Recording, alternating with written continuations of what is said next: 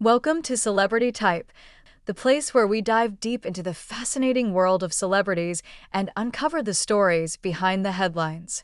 Before his death, Ed Sullivan, the legendary television host who ruled Sunday night entertainment for more than 2 decades, reportedly named 6 singers he disliked the most. Known for his famously stiff introductions and unpredictable mood swings, Sullivan was both a kingmaker and a harsh critic. If he liked you, his show could make your career overnight. If he didn't, you might never hear the end of it.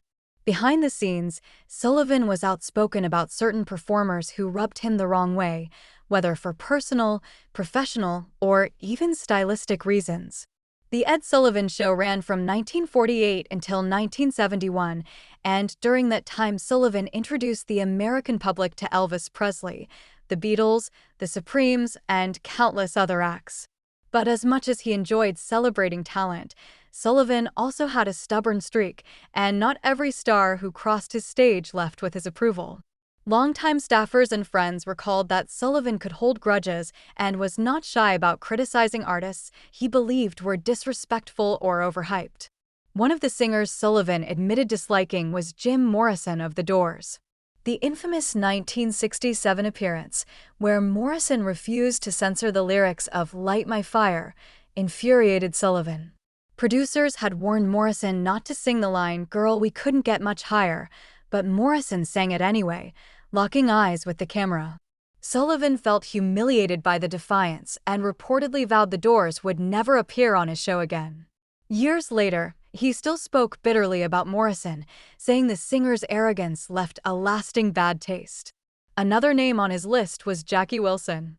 While Sullivan respected Wilson's voice, insiders say he disliked Wilson's offstage behavior. There were rumors of Wilson showing up late and being dismissive towards Sullivan's strict rehearsal schedules. Sullivan valued discipline, and any artist who broke his carefully timed program instantly lost favor.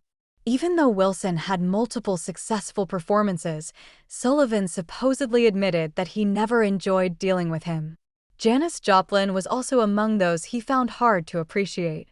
When she appeared on his show, Sullivan thought her style was too raw, too unpolished, and lacking the kind of traditional stage presence he admired.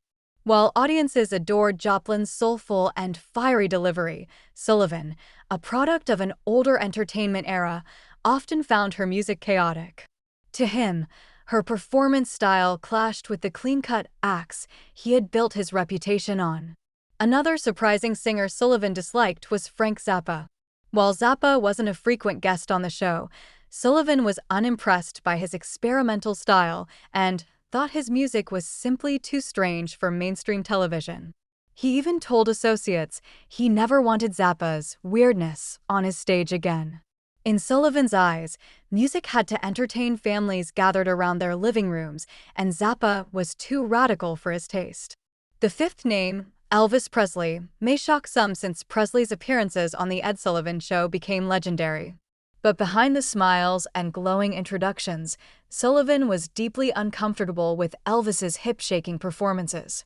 While he couldn't deny Presley's popularity, Sullivan admitted privately that he disliked what Elvis represented.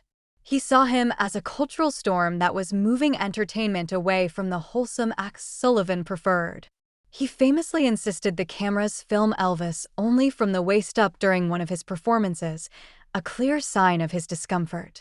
Finally, Bob Dylan was on Sullivan's personal blacklist. Dylan was scheduled to appear on the show in 1963, but when producers asked him to drop a politically charged song, Dylan refused and walked out. To Sullivan, it was another slap in the face. Although Dylan later became one of the most influential voices of his generation, Sullivan never forgave what he saw as disrespect toward his program. These revelations show a very human side of Sullivan. As powerful as he was, he had his own biases and tastes that sometimes clashed with the changing culture of music. His dislike of these artists didn't stop them from becoming icons, but it revealed how much he struggled with the shift from classic entertainment to the rebellious energy of rock and roll. In the end, Sullivan's show gave exposure to countless stars, but his private opinions remind us that even gatekeepers of fame had their own favorites and enemies. His legacy remains complicated. He was the man who brought America the Beatles, yet also the man who turned his back on Bob Dylan. Before his death, those 6 names stayed etched in his memory as singers he never grew to admire, even while the rest of the world celebrated them.